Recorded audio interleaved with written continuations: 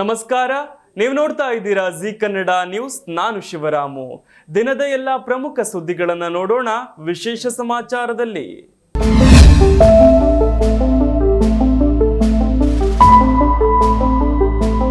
ಬೆಳಗಾವಿಯಲ್ಲಿ ಪದೇ ಪದೇ ಕಾಲು ಕೆರೆದುಕೊಂಡು ತಗಾದೆ ತೆಗೆಯುತ್ತಿರುವ ಮರಾಠಿ ಸಂಘಟನೆಗಳ ವಿರುದ್ಧ ಕನ್ನಡಪರ ಸಂಘಟನೆಗಳ ಹೋರಾಟದ ಕಿಚ್ಚು ಹೆಚ್ಚಾಗಿದೆ. ಎಂಇಎಸ್ ಪುಂಡಾಟ ಹಾಗೂ ಮರಾಠಿ ಸಂಘಟನೆಗಳ ದಾಂಧಲೆ ವಿರುದ್ಧ ಮಾರ್ಚ್ 22ರಂದು ಕರ್ನಾಟಕ ಬಂದ್ ಮಾಡುವ ಮೂಲಕ ಎಚ್ಚರಿಕೆ ನೀಡಲು ಕನ್ನಡಪರ ಸಂಘಟನೆಗಳು ಸಜ್ಜಾಗಿವೆ. ಈ ಬಗ್ಗೆ ಕನ್ನಡಪರ ಹೋರಾಟಗಾರ ವಾಟಾಳ್ ನಾಗರಾಜ್ ಮಾಹಿತಿ ನೀಡಿದ್ದು, ಬಂದ್ಗೆ ಬೆಂಬಲಿಸುವಂತೆ ಮನವಿ ಮಾಡಿದ್ದಾರೆ. ಮಾರ್ಚ್ 22 ಅಂದರೆ ನಾಳೆ ಬೆಳಗ್ಗೆ 6ರಿಂದ ಸಂಜೆ 6 ಗಂಟೆ ತನಕ ಬಂದ್ ಮಾಡಲು ಉದ್ದೇಶಿಸಲಾಗಿದೆ. ಬೆಳಗ್ಗೆ 10:30ಕ್ಕೆ ಬೆಂಗಳೂರಿನ ಟೌನ್ ಹಾಲ್ ನಿಂದ ಫ್ರೀಡಂ ಪಾರ್ಕ್ ತನಕ ಪ್ರತಿಭಟನಾ ಮೆರವಣಿಗೆ ನಡೆಸಲು ಉದ್ದೇಶಿಸಲಾಗಿದೆ. ಇನ್ನು ಬಂದ್ ವೇಳೆ ಬಸ್, ಆಟೋ ವಾಹನಗಳ ಸಂಚಾರ ಬಂದ್ ಆಗಬೇಕು ಅಂತ ಕನ್ನಡಪರ ಸಂಘಟನೆಗಳು ಕರೆ ನೀಡಿವೆ. ಸದ್ಯ ಕರ್ನಾಟಕ ಬಂದ್ಗೆ ಕರ್ನಾಟಕ ಸಾರಿಗೆ ನೌಕರರ ಒಕ್ಕೂಟ ಬೆಂಬಲ ನೀಡೋ ಭರವಸೆ ನೀಡಿದೆ. ಇನ್ನು ಕೆಎಸ್ಆರ್ಟಿಸಿ, ಬಿಎಂಟಿಸಿ ನೌಕರರ ಸಂಘದಿಂದ ಕೂಡ ಬೆಂಬಲ ವ್ಯಕ್ತವಾಗಿದೆ. ಕನ್ನಡ ರಕ್ಷಣಾ ವೇದಿಕೆ ಶಿವರಾಮೇಗೌಡ ಬಣ ಬೆಂಬಲ ಸೂಚಿಸಿದ್ರೆ, ಇತ್ತ ಹೋಟೆಲ್ ಮಾಲೀಕರ ಸಂಘ ನೈತಿಕ ಬೆಂಬಲ ಮಾತ್ರ ಘೋಷಿಸಿದೆ. ಉಳಿದಂತೆ ಓಲಾ, ಊಬರ್ ಅಸೋಸಿಯೇಷನ್, ಎಪಿಎಂಸಿ ಸೇರಿ ಕೆಲ ಸಂಘಟನೆಗಳು ಬಂದ್ಗೆ ಬೆಂಬಲ ನೀಡಲು ಸಜ್ಜಾಗಿವೆ. ಸಚಿವರು ಶಾಸಕರ ಹನಿ ಟ್ರ್ಯಾಪ್ ಯತ್ನ ಆರೋಪಕ್ಕೆ ಸಂಬಂಧಿಸಿದಂತೆ ಯಾರನ್ನೂ ರಕ್ಷಿಸುವ ಪ್ರಶ್ನೆಯೇ ಇಲ್ಲ ಅಂತ ಮುಖ್ಯಮಂತ್ರಿ ಸಿದ್ದರಾಮಯ್ಯ ಭರವಸೆ ನೀಡಿದ್ದಾರೆ. ವಿರೋಧ ಪಕ್ಷದ ನಾಯಕ ಆರ್ ಅಶೋಕ್, ಆರಗ ಜ್ಞಾನೇಂದ್ರ, ಶಾಸಕ ಸುನೀಲ್ ಕುಮಾರ್, ಸಚಿವರಾದ ಕೆಎನ್ ರಾಜಣ್ಣ ಅವರು ಹನಿ ಟ್ರ್ಯಾಪ್ ಬಗ್ಗೆ ಸದನದಲ್ಲಿ ಪ್ರಸ್ತಾಪ ಮಾಡಿ ಈ ಬಗ್ಗೆ ಉತ್ತರಿಸುವಂತೆ ಆಗ್ರಹಿಸಿದ್ದರು. ಅಲ್ಲದೆ ಹನಿ ಟ್ರ್ಯಾಪ್ ನಂತಹ ಕೃತ್ಯಕ್ಕೆ ಕುಮ್ಮಕ್ಕು ಕೊಟ್ಟವರನ್ನ ಸಂಪುಟದಿಂದ ವಜಾ ಮಾಡಬೇಕು ಹಾಗೂ ಸದನದಲ್ಲಿ ಈ ಬಗ್ಗೆ ಮುಖ್ಯಮಂತ್ರಿಗಳು ಉತ್ತರಿಸಿ ಸದನದ ಮೌಲ್ಯವನ್ನ ಎತ್ತಿ ಹಿಡಿಯಬೇಕು ಎಂದು ಪ್ರತಿಪಕ್ಷ ಹಾಗೂ ಆಡಳಿತ ಪಕ್ಷದ ಕೆಲವು ಮಂದಿ ನಾಯಕರು ಆಗ್ರಹಿಸಿದ್ದರು. ಇದಕ್ಕೆ ಉತ್ತರಿಸಿದ ಸಿಎಂ ಯಾರನ್ನೂ ರಕ್ಷಿಸುವ ಪ್ರಶ್ನೆಯೇ ಇಲ್ಲ ಅಂತ ಪ್ರತಿಕ್ರಿಯಿಸಿದ್ರು. ಸಚಿವರು ಹಾಗೂ ಪರಿಶಿಷ್ಟ ವರ್ಗದ ನಾಯಕರು ಆಗಿರುವ ಕೆಎನ್ ರಾಜಣ್ಣ ಅವರು ಮಾಡಿರುವ ಆರೋಪಕ್ಕೆ ಈಗಾಗಲೇ ಗೃಹ ಸಚಿವ ಜಿ ಪರಮೇಶ್ವರ್ ಉತ್ತರಿಸಿದ್ದಾರೆ. ಅಲ್ಲದೆ ತನಿಖೆಗೆ ಆದೇಶಿಸಲಾಗುವುದು, ಹಾಗೆಯೇ ಆದೇಶಿಸುವುದಾಗಿಯೂ ಕೂಡ ಭರವಸೆ ನೀಡಿದ್ದರು. ಇನ್ನು ಪ್ರಕರಣದಲ್ಲಿ ಯಾರೇ ಆಗಿದ್ರೂ ಕೂಡ ತೊಂದರೆಗೆ ಒಳಗಾಗಿದ್ರೆ ರಕ್ಷಣೆ ಕೊಡಬೇಕಾಗಿರುವುದು ಸರ್ಕಾರದ ಜವಾಬ್ದಾರಿ. ಕಾನೂನಿನ ಪ್ರಕಾರ ತಪ್ಪಿತಸ್ಥರಿಗೆ ಶಿಕ್ಷೆ ಆಗಲೇಬೇಕು. ರಾಜಣ್ಣ ಅವರು ದೂರು ಕೊಟ್ಟರೆ ಉನ್ನತ ಮಟ್ಟದ ತನಿಖೆ ಮಾಡಿಸಲಾಗುತ್ತದೆ ಅಂತ ಗೃಹ ಸಚಿವರು ಉತ್ತರಿಸಿದ ಮೇಲೆ ಪುನಃ ಪ್ರಸ್ತಾಪಿಸುವುದು ತರವಲ್ಲ. ಹನಿ ಟ್ರ್ಯಾಪ್ ಯಾರೇ ಮಾಡಿಸಿದ್ರು ಕೂಡ ಅದು ತಪ್ಪೆ ಅಂತ ಸಿಎಂ ಹೇಳಿದ್ರು. ರಾಜಣ್ಣ ಅವರು ಯಾರ ಹೆಸರನ್ನು ಹೇಳಿಲ್ಲ, ಹೇಳಿದ್ದರೆ ಕ್ರಮ ತೆಗೆದುಕೊಳ್ಳಬಹುದಾಗಿತ್ತು. ಪ್ರಕರಣದಲ್ಲಿ ಯಾರನ್ನು ರಕ್ಷಿಸುವ ಪ್ರಶ್ನೆಯೇ ಇಲ್ಲ ಅಂತ ಮುಖ್ಯಮಂತ್ರಿಗಳು ಪುನರುಚ್ಚರಿಸಿದ್ರು. ಸಚಿವರ ಶಾಸಕರ ಹನಿ ಟ್ರ್ಯಾಪ್ ಯತ್ನ ಆರೋಪ ಸದ್ಯ ಕರ್ನಾಟಕ ವಿಧಾನಸಭೆಯಲ್ಲಿ ಹಾಗೂ ರಾಜಕೀಯದಲ್ಲಿ ಕೋಲಾಹಲ ಸೃಷ್ಟಿಸಿದೆ. ಸಚಿವ ಕೆಎನ್ ರಾಜಣ್ಣ ಸೇರಿದಂತೆ ಅನೇಕ ಸಚಿವರ, ಶಾಸಕರ ಹನಿ ಟ್ರ್ಯಾಪ್ಗೆ ಯತ್ನಿಸಲಾಗಿತ್ತು ಅಂತ ಆರೋಪಿಸಲಾಗಿದೆ. ಈ ವಿಚಾರವಾಗಿ ಸದನದಲ್ಲಿ ಪ್ರತಿಪಕ್ಷ ನಾಯಕರು ಕೂಡ ರಾಜಣ್ಣ ಬೆಂಬಲಕ್ಕೆ ನಿಂತಿದ್ದಲ್ಲದೆ ತನಿಖೆಗೆ ಆಗ್ರಹಿಸಿದ್ದಾರೆ. ಈ ಮಧ್ಯೆ ಒಟ್ಟು 48 ಮಂದಿ ರಾಜಕಾರಣಿಗಳ ಹನಿ ಟ್ರ್ಯಾಪ್ಗೆ ಯತ್ನಿಸಲಾಗಿದೆ. ಇದರಲ್ಲಿ ರಾಷ್ಟ್ರ ಮಟ್ಟದ ನಾಯಕರು ಇದ್ದಾರೆ ಅಂತ ರಾಜಣ್ಣ ಹೇಳಿದ್ದರು. ಇದು ಸಂಚಲನ ಸೃಷ್ಟಿಸಿತ್ತು. ಗ್ಯಾರಂಟಿ ಹಾಗೂ ಅಭಿವೃದ್ಧಿ ಯೋಜನೆಗಳಿಗೆ ಹಣ ಹೊಂದಿಸಲು ಪರದಾಡುತ್ತಿರುವ ನಮ್ಮ ರಾಜ್ಯ ಸರ್ಕಾರ ತಮ್ಮ ಸಚಿವರು, ಶಾಸಕರ ಸಂಬಳ ಮಾತ್ರ ಹೆಚ್ಚಿಸಿಕೊಂಡಿದ್ದಾರೆ. ಕರ್ನಾಟಕ ಸರ್ಕಾರವು ಮುಖ್ಯಮಂತ್ರಿ, ಸಚಿವರು ಮತ್ತು ಶಾಸಕರ ಸಂಬಳವನ್ನ 100% ಹೆಚ್ಚಿಸಲು ಮುಂದಾಗಿದ್ದು, ಈ ಪ್ರಸ್ತಾವಕ್ಕೆ ರಾಜ್ಯಪಾಲರಿಂದ ಅನುಮತಿಯೂ ದೊರೆತಿದೆ. ಸಿಎಂ ವೇತನ ತಿಂಗಳಿಗೆ 75,000 ರೂಪಾಯಿಯಿಂದ 1.5 ಲಕ್ಷ ರೂಪಾಯಿಗೆ ಏರಿಕೆಯಾಗಲಿದ್ದು, ಇದು 100% ಹೆಚ್ಚಳವಾಗಿರಲಿದೆ. ಇನ್ನು ಸಚಿವರ ವೇತನ 60,000 ರೂಪಾಯಿಯಿಂದ 1,25,000 ರೂಪಾಯಿಗೆ ಏರಿಕೆಯಾಗಲಿದೆ. ಶಾಸಕರು ಹಾಗೂ ವಿಪಕ್ಷ ನಾಯಕರ ವೇತನ 80,000 ರೂಪಾಯಿಗೆ ಏರಿಕೆಯಾಗಲಿದೆ. ಸಚಿವರ ಮನೆ ಬಾಡಿಗೆ ಭತ್ಯೆ 2.5 ಲಕ್ಷ ರೂಪಾಯಿಗೆ ಹೆಚ್ಚಾಗಲಿದೆ. ಇನ್ನು ಶಾಸಕರ ವೇತನ 40,000 ರೂಪಾಯಿಯಿಂದ 80,000 ರೂಪಾಯಿಗೆ ಹೆಚ್ಚಳವಾಗಲಿದೆ. ಅದರ ಜೊತೆಗೆ ವಿಧಾನಸಭಾಧ್ಯಕ್ಷ ಮತ್ತು ವಿಧಾನ ಪರಿಷತ್ ಸಭಾಪತಿ ವೇತನ 75,000 ರೂಪಾಯಿಯಿಂದ 1,25,000 ರೂಪಾಯಿವರೆಗೆ ಹೆಚ್ಚಳವಾಗಲಿದೆ. ಸಚಿವರ ಸಚಿವರು ಶಾಸಕರ ವೇತನ ಹೆಚ್ಚಳದಿಂದ ಸರ್ಕಾರಕ್ಕೆ ಬರೋಬ್ಬರಿ 62 ಕೋಟಿ ರೂಪಾಯಿ ಹೆಚ್ಚುವರಿ ಹೊರೆಯಾಗಲಿದೆ ಅಂತ ಅಂದಾಜಿಸಲಾಗಿದೆ. ಇನ್ನು ಕಲಾಪ ವ್ಯವಹಾರಗಳ ಸಲಹಾ ಸಮಿತಿಯ ನಿರ್ಣಯದಂತೆ ಕರ್ನಾಟಕ ಸಚಿವರ ವೇತನ ಮತ್ತು ಭತ್ಯೆ ತಿದ್ದುಪಡಿ ಮಸೂದೆ 2025 ಮತ್ತು ಕರ್ನಾಟಕ ಶಾಸಕಾಂಗ ಸದಸ್ಯರ ವೇತನ, ಪಿಂಚಣಿ ಮತ್ತು ಭತ್ಯೆ ತಿದ್ದುಪಡಿ ಮಸೂದೆ 2025ಕ್ಕೆ ರಾಜ್ಯಪಾಲರ ಅನುಮತಿ ಪಡೆಯುವಲ್ಲಿ ಸರ್ಕಾರ ಯಶಸ್ವಿಯಾಗಿದೆ.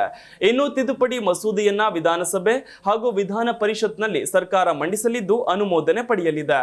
ಪರಿಣಾಮವಾಗಿ ಮುಖ್ಯಮಂತ್ರಿಗಳು, ಸಚಿವರು ಹಾಗೂ ಶಾಸಕರ ವೇತನ ಮತ್ತು ಭತ್ಯೆಗಳಲ್ಲಿ ಹೆಚ್ಚಳವಾಗಲಿದೆ. ಕೇಂದ್ರ ಸಚಿವ ಎಚ್.ಡಿ. ಕುಮಾರಸ್ವಾಮಿ ವಿರುದ್ಧ ಭೂ ಒತ್ತುವರಿಯ ಗಂಭೀರ ಆರೋಪ ಕೇಳಿಬಂದಿದೆ. ಈ ವಿಚಾರವಾಗಿ ಇತ್ತೀಚೆಗೆ ಮಾತನಾಡಿದ ಡಿಸಿಎಂ ಡಿಕೆ ಶಿವಕುಮಾರ್, ಕುಮಾರಸ್ವಾಮಿ ಅವರ ಡಿಎನ್ಎಯಲ್ಲಿಯೇ ದ್ವೇಷದ ರಾಜಕೀಯವಿದೆ ಎಂದಿದ್ದರು. ಇದೀಗ ತಿರುಗೇಟು ನೀಡಿರುವ ಎಚ್.ಡಿ. ಕುಮಾರಸ್ವಾಮಿ ಆಕಾಶಕ್ಕೆ ಉಗಿದರೆ ಮುಖದ ಮೇಲೆಯೇ ಬೀಳುತ್ತೆ ಮಂಕೆ ಅಂತ ಟಾಂಗ್ ಕೊಟ್ಟಿದ್ದಾರೆ. ಮರ್ಯಾದೆಗೇಡಿ, ಕಿಡಿಗೇಡಿ ನನ್ನ ಮೇಲೆ ಮತ್ತೆ ವಿಷ ಕಕ್ಕಿರುವುದು ಹತಾಶೆಯಷ್ಟೇ. ಆಕಾಶಕ್ಕೆ ಉಗಿದರೆ ಮುಖದ ಮೇಲೆಯೇ ಬೀಳುತ್ತದೆ ಮಂಕೆ. ಇಷ್ಟು ಸಾಮಾನ್ಯ ಜ್ಞಾನವೂ ಇಲ್ಲವೇ? ಕುಂಬಳಕಾಯಿ ಕಳ್ಳನಿಗೆ ಕೋಪ ಬಂದಿದೆ. ಹೀಗಂತ ಕೇಂದ್ರ ಸಚಿವ ಎಚ್.ಡಿ. ಕುಮಾರಸ್ವಾಮಿ ಅವರ ಹೆಸರು ಹೇಳದೆ ಡಿಸಿಎಂ ಡಿಕೆ ಶಿವಕುಮಾರ್ ವಿರುದ್ಧ ವಾಗ್ದಾಳಿ ನಡೆಸಿದ್ದಾರೆ. ಕುಮಾರಸ್ವಾಮಿ ಅವರ ಡಿಎನ್ಎಯಲ್ಲಿಯೇ ದ್ವೇಷದ ರಾಜಕೀಯವಿದೆ. ಅಧಿಕಾರಿಗಳು ನ್ಯಾಯಾಲಯದ ಆದೇಶಗಳನ್ನು ಮಾತ್ರ ಪಾಲಿಸಿದ್ದಾರೆ. ಕೋರ್ಟ್ ಆದೇಶದಂತೆ ಸರ್ಕಾರಿ ಜಮೀನು ಒತ್ತುವರಿ ತೆರವು ಮಾಡುತ್ತಿದ್ದಾರೆ ಅಂತ ಡಿಕೆ ಶಿವಕುಮಾರ್ ಎಚ್ಡಿಕೆಗೆ ಟಾಂಗ್ ಕೊಟ್ಟಿದ್ದರು. ಇದಕ್ಕೆ ಇದೀಗ ಎಚ್.ಡಿ. ಕುಮಾರಸ್ವಾಮಿ ತಿರುಗೇಟು ನೀಡಿದ್ದಾರೆ. ಈ ಬಗ್ಗೆ ಟ್ವೀಟ್ ಮಾಡಿರುವ ಎಚ್.ಡಿ. ಕುಮಾರಸ್ವಾಮಿ, ಅಹೋರಾತ್ರಿಯೂ ದ್ರೋಹ ಚಿಂತನೆ, ವಿಶ್ವಾಸ ದ್ರೋಹ, ಉಂಡ ಮನೆಗೆ ಕನ್ನ, ಸ್ವಪಕ್ಷೀಯರಿಗೆ ಬದುಕೆ. ಇನ್ನು ರಾಜಕೀಯ ವಿರೋಧಿಗಳನ್ನ ಹತ್ತಿಕ್ಕಲು ಕ್ರಿಮಿನಲ್ ಕೃತ್ಯಗಳಲ್ಲಿ ತೊಡಗಿರುವ ವಿಷಸರ್ಪ ನನ್ನೆಡೆಗೆ ನಾಲಗೆ ಚಾಚಿದೆ. ಇಂಥ ಕ್ರಿಮಿನಲ್ ಒಬ್ಬ ಕೆಟ್ಟ ಆಲೋಚನೆಗಳಲ್ಲಿ ದಿನಪೂರ್ತಿ ಮುಳುಗಿರೋದು ಸಹಜ. ಕ್ರಿಮಿನಲ್ನ ಚಾಳಿಯೇ ಧಮಕಿ ಹಾಕುವುದು, ವಿಷ ಕ್ರಿಮಿಯ ಕೆಲಸ ಎಲ್ಲರನ್ನೂ ಕಚ್ಚುವುದು. ಇದರಲ್ಲಿ ನನಗೇನು ಅಚ್ಚರಿ ಇಲ್ಲ ಅಂತ ವಾಗ್ದಾಳಿ ನಡೆಸಿದ್ದಾರೆ. ನಾನು ಭೂ ಒತ್ತುವರಿ ಮಾಡಿದ್ದೇನೋ ಇಲ್ಲವೋ ಕಾನೂನು ವ್ಯಾಪ್ತಿಯಲ್ಲಿ ತೀರ್ಮಾನವಾಗುತ್ತದೆ. ಈಗ ನನ್ನ ಮರ್ಯಾದೆ ವಿಷಯ ಇರಲಿ. ಇವತ್ತು ಸ್ವಪಕ್ಷೀಯರೇ ಈ ಮರ್ಯಾದೆ ಗೇಡಿಯ ಮಾನವನ್ನ ವಿಧಾನಸೌಧದಲ್ಲಿಯೇ ಹರಾಜು ಹಾಕಿದ್ದಾರೆ. ಅದಕ್ಕೆ ಉತ್ತರವೇನು ಅಂತ ಪ್ರಶ್ನಿಸಿದ್ದಾರೆ. ಇಂದಿನಿಂದ ಒಂದು ವಾರ ಶಿವಮೊಗ್ಗ, ಬೆಂಗಳೂರು ಸೇರಿ 25ಕ್ಕೂ ಅಧಿಕ ಜಿಲ್ಲೆಗಳಲ್ಲಿ ಮಳೆಯಾಗುವ ಸಾಧ್ಯತೆ ಇದೆ ಎಂದು ಹವಾಮಾನ ಇಲಾಖೆ ಮುನ್ಸೂಚನೆ ನೀಡಿದೆ. ತುಮಕೂರು, ಶಿವಮೊಗ್ಗ, ರಾಮನಗರ, ಮೈಸೂರು, ಮಂಡ್ಯ, ಕೋಲಾರ, ಕೊಡಗು, ಹಾಸನ, ಚಿಕ್ಕಮಗಳೂರು, ಚಿಕ್ಕಬಳ್ಳಾಪುರ, ಚಾಮರಾಜನಗರ, ಬೆಂಗಳೂರು ಗ್ರಾಮಾಂತರ, ಬೆಂಗಳೂರು ನಗರ, ಯಾದಗಿರಿ, ವಿಜಯಪುರ, ರಾಯಚೂರು, ಕಲಬುರಗಿ, ಗದಗ, ಧಾರವಾಡ, ಬೀದರ್, ಬಾಗಲಕೋಟೆ, ಬೆಳಗಾವಿಯಲ್ಲೂ ಮಳೆಯಾಗಲಿದೆ. ಉತ್ತರ ಕನ್ನಡ, ದಕ್ಷಿಣ ಕನ್ನಡ, ಉಡುಪಿ ಜಿಲ್ಲೆಗಳಲ್ಲಿ ಮಾರ್ಚ್ 25ರಿಂದ ಮಳೆಯಾಗಲಿದೆ. ಇನ್ನು ಶಿವಮೊಗ್ಗದ ಕೆಲವು ತಾಲೂಕುಗಳು, ಶೃಂಗೇರಿ, ಬಾಳೆಹೊನ್ನೂರಿನಲ್ಲಿ ಮಳೆಯಾಗಿದೆ. ನಾಳೆ ವಿವಿಧ ರಾಜ್ಯಗಳ ಮುಖ್ಯಮಂತ್ರಿಗಳು ಮತ್ತು ನಾಯಕರೊಂದಿಗೆ ನಡೆಯಲಿರುವ ಮೊದಲ ಜಂಟಿ ಕ್ರಿಯಾ ಸಮಿತಿ ಸಭೆಗೆ ಮುಂಚಿತವಾಗಿ ತಮಿಳುನಾಡು ಮುಖ್ಯಮಂತ್ರಿ ಎಂ.ಕೆ. ಸ್ಟಾಲಿನ್ ಅವರು ಡಿಲಿಮಿಟೇಷನ್ ಕುರಿತು ವಿಡಿಯೋವೊಂದನ್ನು ಬಿಡುಗಡೆ ಮಾಡಿದ್ದಾರೆ. ನ್ಯಾಯಯುತ ಡಿಲಿಮಿಟೇಷನ್ ಈಗ ಪಟ್ಟಣದ ಚರ್ಚೆಯಾಗಿದೆ. ಡಿಎಂಕೆ ಇದನ್ನ ಏಕೆ ಗಮನಕ್ಕೆ ತಂದಿದೆ ಎಂದರೆ 2026ರಲ್ಲಿ ಡಿಲಿಮಿಟೇಷನ್ ನಡೆಯುತ್ತದೆ. ಜನಸಂಖ್ಯೆಯ ಆಧಾರದ ಮೇಲೆ ಡಿಲಿಮಿಟೇಷನ್ ವ್ಯಾಯಾಮವನ್ನು ನಡೆಸಿದರೆ ಸಂಸತ್ತಿನಲ್ಲಿ ನಮ್ಮ ಪ್ರಾತಿನಿಧ್ಯವು ತೀವ್ರವಾಗಿ ಪರಿಣಾಮ ಬೀರುತ್ತದೆ. ಇದು ಕೇವಲ ಸಂಸದರ ಸಂಖ್ಯೆಯ ಬಗ್ಗೆ ಅಲ್ಲ, ಆದರೆ ನಮ್ಮ ರಾಜ್ಯದ ಹಕ್ಕುಗಳ ಬಗ್ಗೆ. ಇದಕ್ಕಾಗಿಯೇ ನಾವು ಎಲ್ಲಾ ಪಕ್ಷಗಳ ಸಭೆಯನ್ನು ಕರೆದಿದ್ದೇವೆ. ಬಿಜೆಪಿ ಹೊರತುಪಡಿಸಿ ಉಳಿದೆಲ್ಲ ಪಕ್ಷಗಳು ಒಂದಾಗಿ ನಿಂತಿವೆ ಅಂತ ವಿಡಿಯೋದಲ್ಲಿ ಸ್ಟಾಲಿನ್ ಹೇಳಿದ್ದಾರೆ. ಬಿಹಾರದ ಅಧಿವೇಶನದಲ್ಲಿ ರಾಷ್ಟ್ರೀಯ ಜನತಾದಳದ ಆರ್ಜೆಡಿ ಶಾಸಕ Kumar Krishna Mohan alias Sudai Yadav mobile phone ಬಳಸುವುದನ್ನು ಗಮನಿಸಿದ ನಂತರ ಬಿಹಾರದ ಮುಖ್ಯಮಂತ್ರಿ ನಿತೀಶ್ ಕುಮಾರ್ ಬಿಹಾರದ ವಿಧಾನಸಭೆಯಲ್ಲಿ ತಮ್ಮ ತಾಳ್ಮೆ ಕಳೆದುಕೊಂಡರು. ಇದಕ್ಕೆ ಆಕ್ಷೇಪಣೆಗಳನ್ನು ವ್ಯಕ್ತಪಡಿಸಿದ ಬಿಹಾರ ಸಿಎಂ ನಿತೀಶ್ ಕುಮಾರ್ ವಿಧಾನಸಭೆಯೊಳಗೆ ಮೊಬೈಲ್ ಫೋನ್ಗಳನ್ನು ನಿಷೇಧಿಸಲಾಗಿದೆ ಎಂದರು. ಈ ವೇಳೆ ಮೊಬೈಲ್ ಫೋನ್ ಬಳಕೆಯಿಂದ 10 ವರ್ಷಗಳಲ್ಲಿ ಜಗತ್ತು ಅಂತ್ಯವಾಗಲಿದೆ ಅಂತ ನಿತೀಶ್ ಕುಮಾರ್ ಹೇಳಿದ್ದಾರೆ. ಇದಕ್ಕೆ ಕಾಂಗ್ರೆಸ್ ಆಕ್ಷೇಪ ವ್ಯಕ್ತಪಡಿಸಿದೆ. ಸದನದಲ್ಲಿ ಮೊಬೈಲ್ ನಿಷೇಧವನ್ನ ಕಟ್ಟುನಿಟ್ಟಾಗಿ ಜಾರಿಗೊಳಿಸುವಂತೆ ಸ್ಪೀಕರ್ ಅವರನ್ನು ಒತ್ತಾಯಿಸಿದ ಸಿಎಂ ನಿತೀಶ್ ಕುಮಾರ್, ಸದನದಲ್ಲಿ ಇದನ್ನು ಈಗಾಗಲೇ ನಿಷೇಧಿಸಲಾಗಿದೆ. ಮೊಬೈಲ್ ಫೋನ್ನೊಂದಿಗೆ ಬರುವವರನ್ನ ಸದನದಿಂದ ಹೊರಗೆ ಕಳುಹಿಸಬೇಕೆಂದು ನಾನು ನಿಮ್ಮನ್ನ ವಿನಂತಿಸುತ್ತೇನೆ ಅಂತ ಹೇಳಿದ್ರು. ಈ ಹಿಂದೆ ನಾನು ಕೂಡ ಬಹಳ ಮೊಬೈಲ್ ಬಳಸ್ತಿದ್ದೆ, ಅದರಿಂದ ತೊಂದರೆ ಆಗತ್ತೆ ಅಂತ ತಿಳಿದ ನಂತರ ನಾನು 2019ರಲ್ಲಿ ಮೊಬೈಲ್ ಬಳಸುವುದನ್ನ ನಿಲ್ಲಿಸಿದ್ದೇನೆ.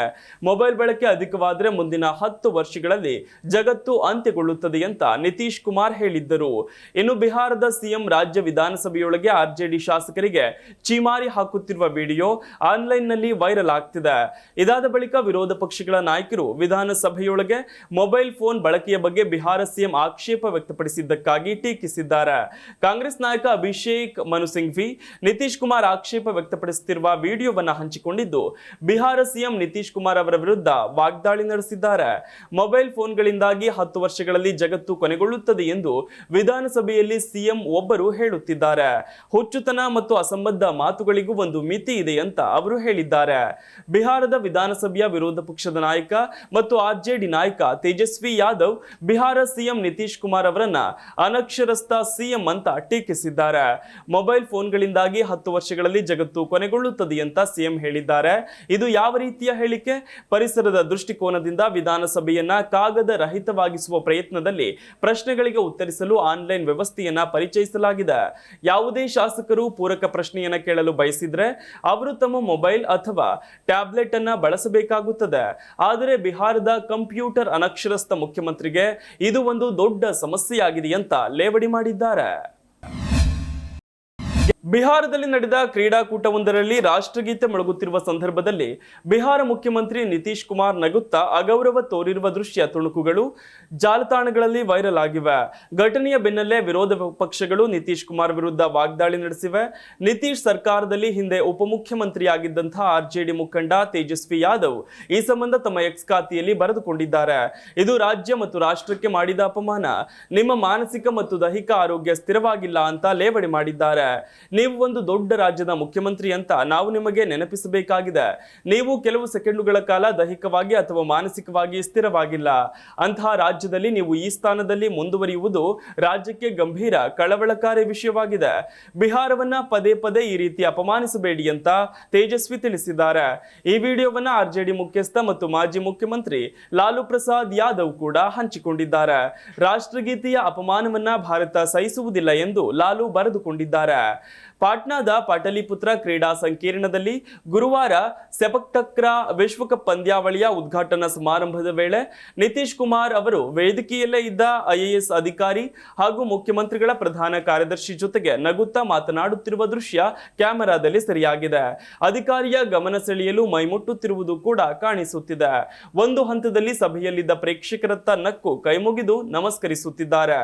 ದೀಪಕ್ ಕುಮಾರ್ ಅವರು ಮುಖ್ಯಮಂತ್ರಿಗಳೊಂದಿಗೆ ನಿಶ್ಶಬ್ದವಾಗಿ ಇರುವಂತೆ ಸನ್ನೆ ಕೂಡ ಮಾಡಿದ್ದಾರೆ.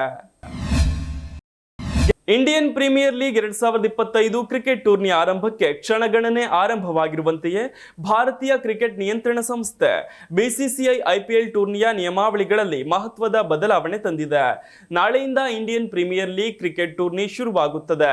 ಐಪಿಎಲ್ 18ನೇ ಋತುವಿನಲ್ಲಿ ಮಹತ್ವದ ನಿರ್ಧಾರ ತೆಗೆದುಕೊಳ್ಳಲು ಇದೀಗ ಬಿಸಿಸಿಐ ಮುಂದಾಗಿದೆ. ಕೊರೋನಾ ಸಂದರ್ಭದಲ್ಲಿ ನಿಷೇಧಿಸಲಾಗಿದ್ದ ಹಳೆ ನಿಯಮ ಮತ್ತೆ ಜಾರಿಗೆ ಬರಲಿದೆ. ವಾಡಿಕೆಯಂತೆ ಐಪಿಎಲ್ ಆರಂಭಕ್ಕೂ ಮುನ್ನ ಮುಂಬೈನ ಕೇಂದ್ರ ಕಚೇರಿಯಲ್ಲಿ ಎಲ್ಲ 10 ತಂಡಗಳ ನಾಯಕರ ಸಭೆ ನಡೆಸುತ್ತಿರುವ ಬಿಸಿಸಿಐ ಈ ಸಭೆಯಲ್ಲಿ ಇದುವರೆಗೆ ಜಾರಿಯಲ್ಲಿದ್ದ ಕೆಲವು ಐಪಿಎಲ್ ನಿಯಮಗಳನ್ನು ರದ್ದು ಮಾಡುವುದರ ಜೊತೆಗೆ ಹೊಸ ನಿಯಮಗಳನ್ನು ಜಾರಿಗೆ ತಂದಿರುವುದಾಗಿ ಕೂಡ ಮೂಲಗಳು ತಿಳಿಸಿವೆ. ಆದರೆ ಈ ಎಲ್ಲ ನಿಯಮಗಳ ಬಗ್ಗೆ ಬಿಸಿಸಿಐ ಕಡೆಯಿಂದ ಅಧಿಕೃತ ಹೇಳಿಕೆ ಹೊರಬಿದ್ದಿಲ್ಲ. ಕೋವಿಡ್-19 ಸಾಂಕ್ರಾಮಿಕ ಸಮಯದಲ್ಲಿ ಮುನ್ನೆಚ್ಚರಿಕೆ ಕ್ರಮವಾಗಿ ಚೆಂಡಿಗೆ ಹೊಳಪು ಮಾಡಲು ಹಾಕಲಾಗುತ್ತಿದ್ದ ಲಾಲಾರಸ ಪದ್ಧತಿಯನ್ನು ಅಂತಾರಾಷ್ಟ್ರೀಯ ಕ್ರಿಕೆಟ್ ಮಂಡಳಿ ಐಸಿಸಿ ನಿಷೇಧಿಸಿತ್ತು. ಐಸಿಸಿ 2022ರಲ್ಲಿ ಈ ನಿಷೇಧವನ್ನ ಶಾಶ್ವತಗೊಳಿಸಿದೆ. ಇದೀಗ ಇದೇ ನಿಯಮವನ್ನ ಬಿಸಿಸಿಐ ತೆರವುಗೊಳಿಸಿದೆ.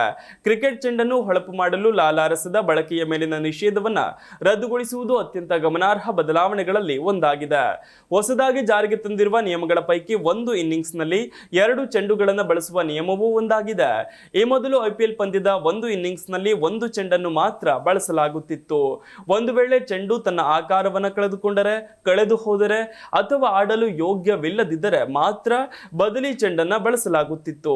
ಆದರೆ ಆ ಸಮಯದಲ್ಲೂ ಹೊಸ ಚೆಂಡನ್ನ ನೀಡಲಾಗುತ್ತಿರಲಿಲ್ಲ. ಬದಲಿಗೆ ಸಂದರ್ಭಕ್ಕೆ ಅನುಸಾರವಾಗಿ ಹಳೆಯ ಚೆಂಡನ್ನು ಬಳಸಲಾಗುತ್ತಿತ್ತು.